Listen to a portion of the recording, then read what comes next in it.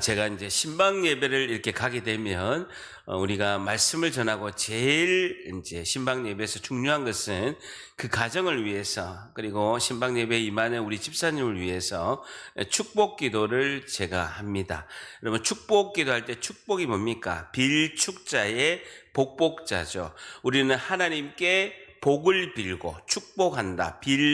빌축자의 복복자니까 하나님께 축복의 기도를 하고 하나님은 우리에게 복을 내려주시는 거죠. 그러니까 원래 원칙적으로 말하면 하나님은 우리에게 축복하는 게 아니고 우리가 축복을 하죠. 하나님께 축복을 하고 복을 빌고 하나님은 우리에게 복을 내려주시죠. 하나님의 자녀이기 때문에 그렇습니다. 근데 우리는 다 이렇게 통틀어서 우리 한국 기독교의 100년의 이제 역사 속에 보면 하나님이 복 주시는 것도 축복하신다. 우리가 하나님께 복을 비는 것도 이제 축복한다라고 이렇게 우리가 이렇게 통용하고 있습니다. 우리가 예수님을 믿어서 구원을 받고 이 땅에서 믿음으로 신앙의 여정을 걸어가는 목적은 하나님이 주시는 그 복을 받기 위함입니다. 여러분, 우리가 예수님을 믿고 구원의 역사 속에서 하나님의 백성이 된 우리는 하나님의 복을 우리가 받기 위함이 아주 큰 신앙의 목적이라고 할 수가 있죠. 성도들 모두가 하나님께 복을 빌고 하나님 우리에게 복을 내려주십니다. 성경에서 말하는 복의 핵심은 뭐냐면요, 하나님의 약속의 말씀이 우리 가운데 이루어지는 것이 복인 줄 믿습니다. 하나님의 말씀이 우리를 통하여 이루어지는 것, 이것이 현현의 복음이고 그것이 가장 큰 복인 거죠. 가장 큰 복이 하나님의 말씀이 나를 통하여 이루어지는 것이죠. 하나님께서는 구약에서 이스라엘 백성을 통하여 하나님의 약속의 말씀이 이루어졌습니다. 신약에서는 복음의 말씀이, 신약에서는 신약의 이스라엘은 뭡니까? 교회를 통하여 약속하신 말씀이 이루어지는 것이 복의 핵심이라고 할 수가 있는 것이죠. 그럼 우리는 이 약속의 말씀을 붙들고 말씀에 순종하면 나를 통하여 하나님의 말씀이 이루어지는 복이 임할 줄 믿습니다. 이게 가장 큰 복입니다. 약속의 말씀이 결단합니다. 약속의 말씀이 나를 통하여 이루어지는 것이 복이다. 약속의 말씀이 나를 통하여 이루어지는 것이 복이다. 복 중에 복이다라는 것이죠. 오늘 본문 말씀을 통해서 여호수아서 8장 30절부터의 말씀을 통해서 오늘 주제는요, 축복으로 가는 길은 어떻게 가야 할까요에 대해서, 축복으로 가는 길은 어떻게 가야 할까요에 대해서 교훈을 얻고자 합니다. 축복으로 가는 길이 있는 거예요. 그럼 어떻게 가야 할까요에 대해서 교훈을 얻고자 합니다. 여러분, 8장 30절 한번 같이 읽습니다. 시작. 그때 여호수아가 이스라엘의 하나님 여호와를 위하여 에발산에 한 제단을 쌓았으니 한번 줄 쳐보세요. 지금 이스라엘 백성들은 요단강을 건너고요, 그 다음에 여리고성이 무너지고 아이성에서 한번 실패한 이후에 다시 아이성에서 전쟁을 승리한 후에 잠깐 숨고르기를 하고 있습니다. 여러분, 뮤지컬이나 영화를 보면요, 1부와 2부 사이에 어떤 시간이 있습니까? 무슨 시간이라고 하죠? 뮤지컬 안 봐봤습니까? 연극 같은 거 보면요, 1부하고 2부 사이에 20분 동안 쉬는 시간이 있습니다. 그걸 영어로 뭐라고 합니까? 뭐라고 하죠? 댐버시? 그렇지. 인터미션.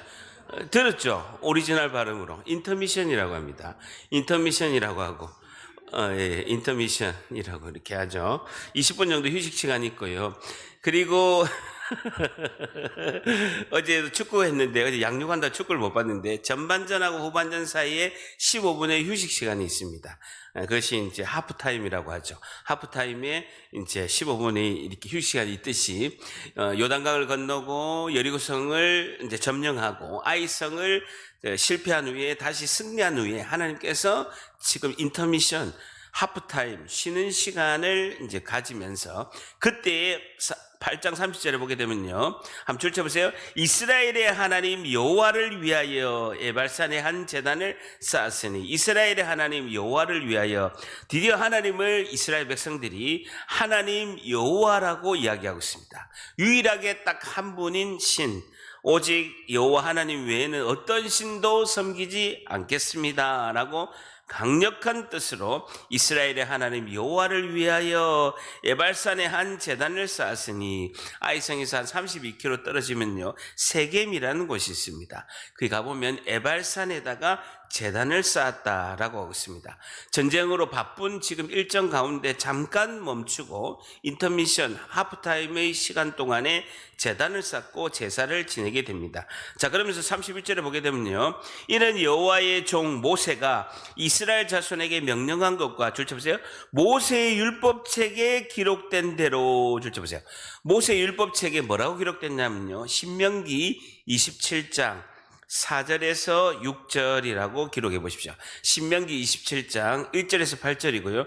핵심은 신명기 27장 4절에서 6절에 이렇게 율법서에 이렇게 기록되어 있습니다. 너희들이 요단강을 건너게 되면, 약속의 땅에 가게 되면 거기서 에발산에다가 제단을 만들고 돌단을 쌓고, 그 다음에 쇠 연장을 대지 말고 다듬지 않은 돌로 제단을 쌓은 다음에 그 위에서 하나님께 번제를 드려라.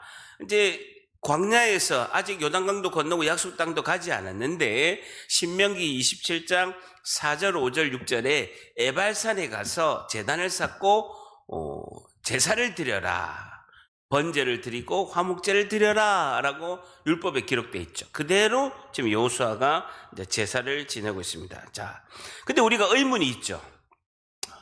왜냐하면요, 에발산은요, 세겜에 딱 가다 보면요, 성지순을 딱 가면 세겜, 이렇게 평지의 세겜이 있습니다. 세겜이 있고, 오른쪽에 보면요, 남쪽 산이 있는데, 그리심산입니다.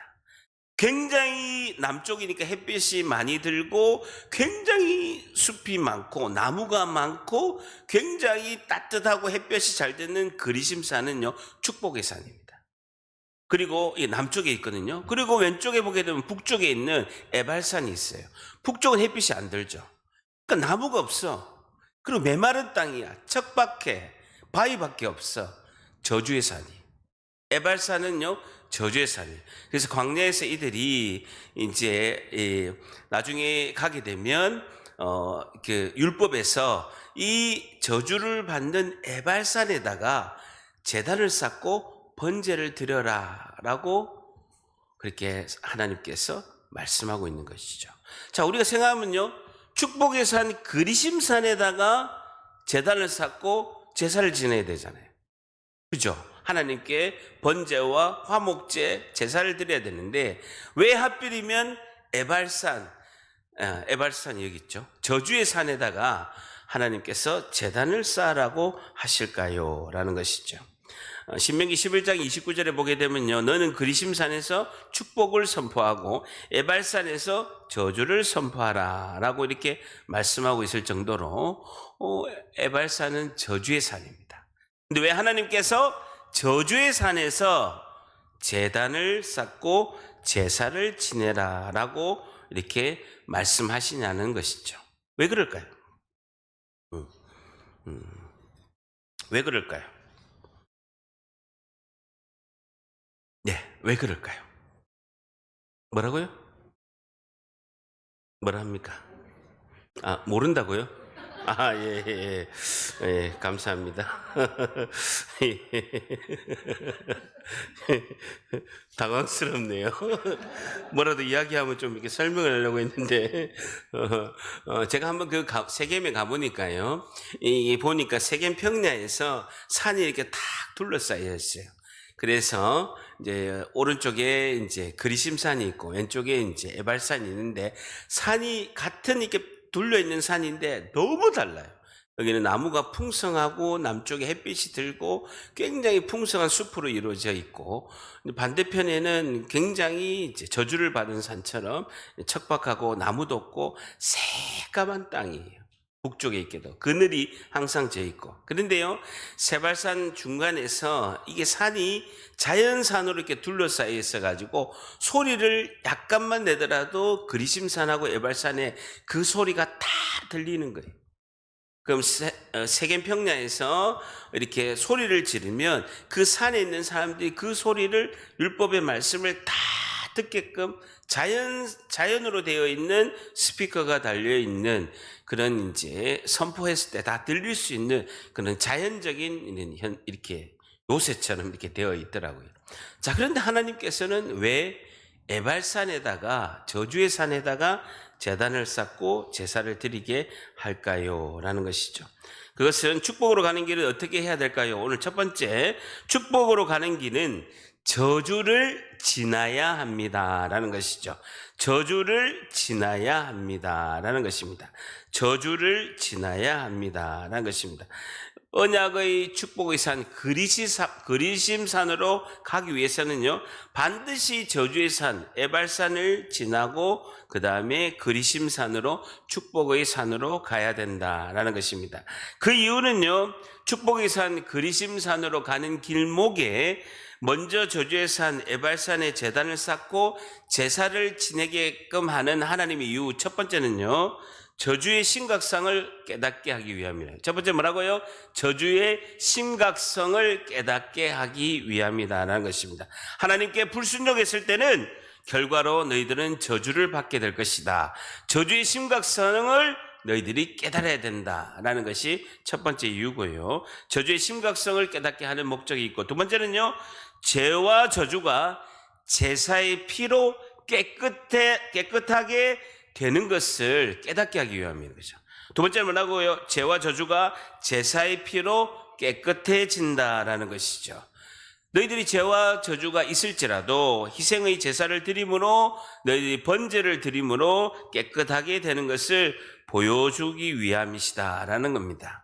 여러분, 제사, 예배를 통하여 우리의 죄와 저주가 2000년 전에 예수님께서 우리의 죄를 다 지시고 골고다 언덕에서 십자가에 피 흘리심으로 우리의 죄값을 다 치르게 되시고 우리가 깨끗해지는 것을 나타내는 것이 에발산에서 저주 앞에서 제사를 지내는 그 목적이 있다라는 것이죠.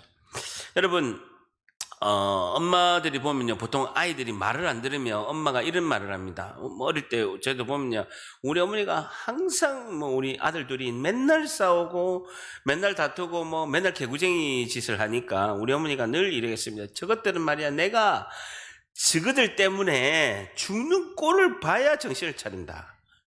그런 이야기 많이 들었죠? 다 안 들었습니까? 안 들으면 손 들어보세요. 김동훈 집사님 안 들었습니까? 장동훈 집사님이 안 오시니까 김동훈 집사님 손을 대신 드시니 창세일에 처음 손을 드셨어요. 우리 김동훈 집사님이 창세일에 처음 손을 드시네. 장동훈 집사님이 안 오시니까 대단하십니다. 우리 어머니 맨날 거의 일주일에 한 번 저것들은 말이야, 내가 저것들 때문에 죽는 꼴을 봐야 정신을 차린다라고 하시는 말은 언뜻 보기에는요, 저주의 말처럼 보이지만 숨은 뜻은 너희들이 얼른 정신을 좀 차려라 라는 이제 뜻이, 의미가 있는 것이죠. 마찬가지로 하나님께서 저주의 산에서 이스라엘 백성들의 죄와 저주를 다 희생의 제사로, 우리 그 양을, 자신들의 죄를 다 전가를 해서 양을 하나님께 드려서 그 피로 제사를 드림으로 깨끗해짐을 이제 말씀하는 것이고, 죄와 저주가 얼마나 심각한가, 그것을 축복의 산 그리심산으로 가기 전에 그들이 깨닫게 하는 하나님의 목적이 있다라는 것입니다. 그래서 너희들은 죄를 범하여서는 안 된다. 어떠한 경우라도 죄를 범하여서는 안 되고, 죄를 범했을 때는 너희들이 제단의 제사를 통해서 예수 그리스도의 그 피 흘림을, 구원의 역사를 믿음으로 말미암아 너희들이 나에게로 와야 된다라는 것을 하나님께서 가르쳐 주시는 것이죠. 자, 31절에 보게 되면요, 이는 여호와의 종 모세가 이스라엘 자손에게 명령한 것과 모세의 율법에 율법책에 기록된 대로 신명기 27장 1절에서 8절에 기록된 대로 줄쳐 보세요. 쇠의 연장으로 다듬지 아니한 새 돌을 만든 제단. 그러니까 제단에 돌을 갖고 쌓는데 그렇게 쌓다 보면 이렇게 빈틈에 돌을 넣으려면요 이렇게 망치로 탁탁탁탁 두드려 가지고 돌을 만들어 가지고 끼워 넣어야 사각형, 직사각형의 제단을 만들 수가 있잖아요. 그런데 절대로 연장을 대지 말라는 거예요. 자연스러운 그 돌을 가지고 그대로 맞춰가지고 쌓으라고 하는 거예요. 여러분 쌓다 보면요 빈틈에 딱 필요한 돌들은 딱 망치로 깨가지고 탁 끼워 넣으면요 딱 제단이 직사각형이 딱 제사를 드릴 수 있는 직사각형의 제단이 딱 나오거든요. 근데 그런 일체의 연장의 도구를 사용하지 마라라고 말씀하고 있습니다. 무리가 여호와께 번제물과 화목제물을 그 위에 드렸다라는 것입니다. 인간의 인위적인 노력이나 힘이 들어가서는 안 된다라는 것이죠. 다시 말해서 어린 양의 100% 어린 양 예수 그리스도의 은혜로 구원을 받는 것이지 인간의 노력과 수고가 0.0000001%도 거기에서 들어가면 안 된다라는 의미로 말씀하고 있습니다. 자, 그러면 31절 하반절에 번제물과 화목제물을 그 위에 드렸다라는 거죠. 번제물은 나의 죄를 태우는 제물, 양이나 소를 제물을 하나님께 드려서 나의 죄를 태운다는 제사를 지내고 그것으로 인해서 일시적으로 예수님 오시기 전에 이 제사로 인해서 일시적으로 죄 용서를 받는다라는 의미입니다. 화목제물은 뭡니까? 화목제물은 그것을 소나 양을 가지고 제사를 지내고 소나 양이나 염소나 가지고 제사를 지내고 그 제사 지내는 그 고기는요 당일 다 먹어야 되는 거예요. 생각해보세요. 여러분 가족 3명이서 소 한 마리 먹을 수 있습니까? 소 한 마리 먹을 수 있어요? 와, 그 쯔양인 가는 건 그 오면 먹겠더라고 보니까요. 대단한데 소 한 마리 못 먹잖아요. 소 한 마리를 어떻게 우리가 다 먹습니까? 못 먹으니까 어떻게 합니까? 이웃을 다 초청하는 거죠. 이웃을 다 초청해서 그날 당일날 다 먹으라고 레위기 7장 15절에 감사함으로 드리는 화목제물의 고기는 드리는 그날에 먹을 것이요 조금이라도 이튿날 아침까지 둘지 말아라 라고 한 것이죠. 그럼 동네 사람들 다 모아서 화목제물로 드린 그 소의 고기는요 다 나눠서 그날 먹는 거예요. 그것이 화목제물이다라는 것입니다. 그래서 이웃사랑을 실천하라라는 것이 그 말씀에 있는 것이죠. 한마디로 구원의 은혜를 받은 우리가 이웃사랑을 실천해야 된다라는 것입니다.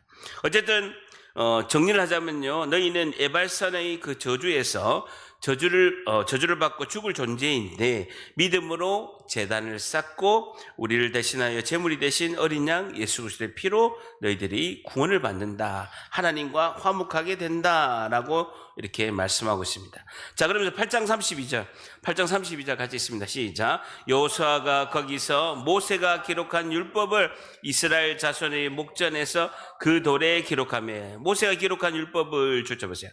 이스라엘 자손의 목전에서 그 돌에 기록했다라는 것입니다. 하나님의 말씀을 돌판에 시내산에서 새겨서 십계명을 모세가 들고 온 것처럼 그것을 가지고 기록된 말씀을 그 당시에 여호수아가 새기는 걸 볼 수가 있죠. 축복의 산으로 가기 위해서는요, 하나님의 말씀을 새긴 그 기록된 말씀에 순종해야 너희들이 갈 수 있다라는 그 의미입니다.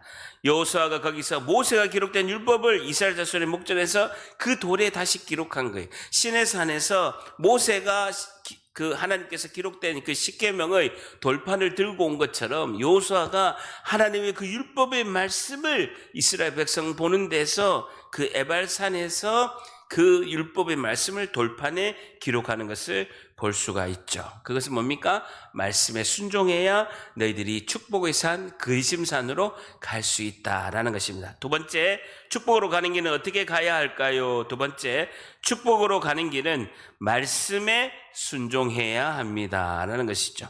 말씀에 순종해야 합니다. 모세에 기록된 율법의 말씀을 돌판에 기록하고 너희들의 신비, 마음의 돌판에 기록해라. 말씀에 순종해야 합니다라는 것이죠. 어쨌든 에발산 제단에서 제사를 지내고 시내산에서 한 것처럼 율법의 말씀을 돌판에 새긴 후에 33절 33절 같이 있습니다. 시작. 온 이스라엘과 그 장로들과 관리들과 재판장들과 본토인뿐 아니라 이방인까지 여호와의 언약궤를 맨 레위 사람 제사장들 앞에서 궤의 좌우에서 절반은 그리심산 앞에 절반은 에발산 앞에 섰으니 이는 전에 여호와의 종 모세가 이스라엘 백성에게 축복하라고 명령한 대로 함이라 라는 것입니다. 200만 명이 100만 명은 그리심산 앞에 100만 명은 에발산 앞에 반씩 딱 서게 됩니다. 여러분 대장관 아닙니까? 100만 명이 에발산 앞에 딱 서게 되고 100만 명이 축복의 산 그리심산 앞에 딱 서게 되는 거예요. 그 세겜의 딱 중간에서 여호수아가 말씀을 선포합니다. 그럼 100만 명이 아멘 저주를 선포할 때는 에발산의 앞에 있던 100만 명이 아멘 하고 축복을 선포하게 되면요 100만 명이 아멘 하는 거예요. 그럼 며칠 전에 여의도에서 불꽃놀이 했잖아요. 150만 명이 불꽃놀이 봤는데 그 불꽃놀이를 본 사람은 평생 잊을 수가 없어요. 여러분 영일대에서 불꽃놀이 하는 거 토요일 하잖아요. 여러분 보러 가죠? 안 보러 가요? 오늘 설교가 안 되네요. 호응이 안 돼, 호응이 안 돼. 저는 설교 준비를 해야 되기 때문에 토요일마다 영일대에서 불꽃놀이 한 걸 한 번도 본 적이 없어요. 매년 하는데 단 한 번도 그때 막 설교의 피크가 오를 때이기 때문에 불꽃을 보면요 설교가 안 돼요. 한 번도 본 적이 없어요. 근데요, 그래도 저는 서울에 있을 때도 직접 그 불꽃놀이 많이 봤거든요. 평생 잊을 수가 없어요. 여러분, 이 지금 대장간의 모습은요, 100만 명이 좌측, 우측에서, 그리심산에서, 좌측에서 에발산 앞에서 축복과 저주가 선포될 때 아멘하는 이 모습은요, 어린아이들, 그리고 이스라엘 백성이요, 평생 잊을 수 없는 대장관입니다. 하나님 그렇게 하시는 목적이 뭡니까? 말씀이 그렇게 중요하다라는 거예요.